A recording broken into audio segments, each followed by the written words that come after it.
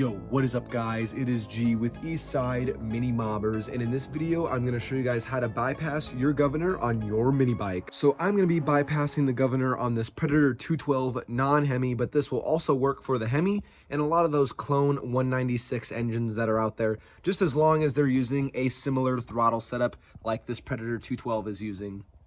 Now, there are many different ways out there on how to bypass your governor on one of these engines. You can either run a completely different throttle assembly, or you can modify the stock one, or the easiest and the most common way is to use zip ties, and that's exactly what I'm going to do. And one last thing I would like to mention before we get going, this video is for entertainment purposes only, and do this at your own risk. When doing a governor delete or bypass, you are allowing your engine to fully rev to the max RPM. So when you do a governor delete or bypass, I highly recommend upgrading your internals. I recommend upgrading your rod and upgrading your flywheel for longevity and durability. If you guys would like to see a video on how to do a real governor delete and also upgrade those internal engine components, go ahead and click in the top right. I have a playlist to all of my mini bike upgrade videos, and I highly recommend checking those out. With all that being said, let's do it. Alrighty, I've removed my gas tank and kind of pushed it to the side just so it's a better view for filming, and also I have access to mess with the spring. So pretty much what we're going to be doing is we're going to be putting a zip tie on this spring here. And pretty much how the governor works is when you're giving it full throttle, the centrifugal force inside the motor controls the governor, and pretty much once it builds up to a certain RPM, it will pull back on this governor arm here, which then shuts your throttle off on your carburetor. So what we are trying to do is we're going to put a zip tie here so we can eliminate that spring from opening. So you can see how it's opening like that. So we're going to throw a zip tie on this spring here so it will not be able to open, which then would bypass our governor. So let's do that. So to do this, you can use a really small thin zip tie and thread it through and wrap it around, or you can use two big zip ties to kind of sandwich it on there. Whatever way you do, you just want to make sure it's nice and tight and the spring will no longer open. So I'm going to be doing two big zip ties. Go ahead and just thread it through just like that, where it goes all the way to the end of it there. And I will take my other end,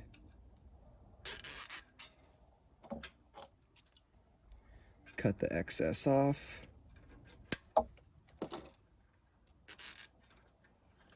and make sure the other end goes and fully presses up against it. Make sure it's nice and tight. You don't want that spring to open whatsoever. And then we will cut the excess off of the first zip tie.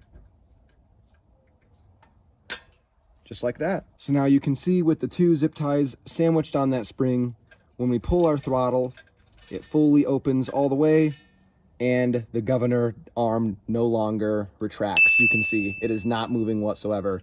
So now our governor is bypassed. And just like that, our gas tank is reinstalled and our governor is bypassed. Now let's go do a top speed run and see how fast she goes. With my last video with this bike, we hit a max top speed of 46 miles per hour. So let's go see if we picked up any more speed. And now we're going to do a top speed test. We're going to see how fast this Predator 212 goes with the governor bypassed. Like I mentioned, our last top speed we were able to hit with this bike was 46 miles per hour, so let's see how fast we go. Unfortunately, the GoPro speedometer was just not working whatsoever, so we're going to be using my phone speedometer.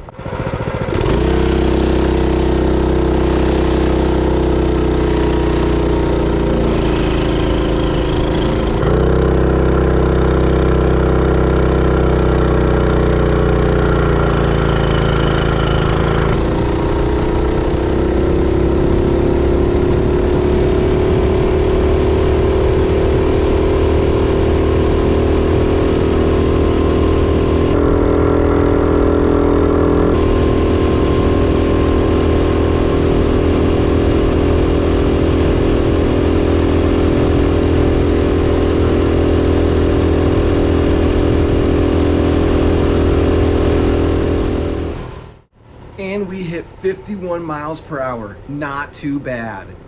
So we hit 51 miles per hour on this Predator 212 with the governor bypass with a couple of zip ties. That is crazy. That's a 5 mile per hour gain. Not too bad. At this point though, the engine is limited as it still has a very restrictive airbox and carburetor. along with a very restrictive exhaust. So to gain a little bit more power, definitely those would be a good upgrade to do in the future.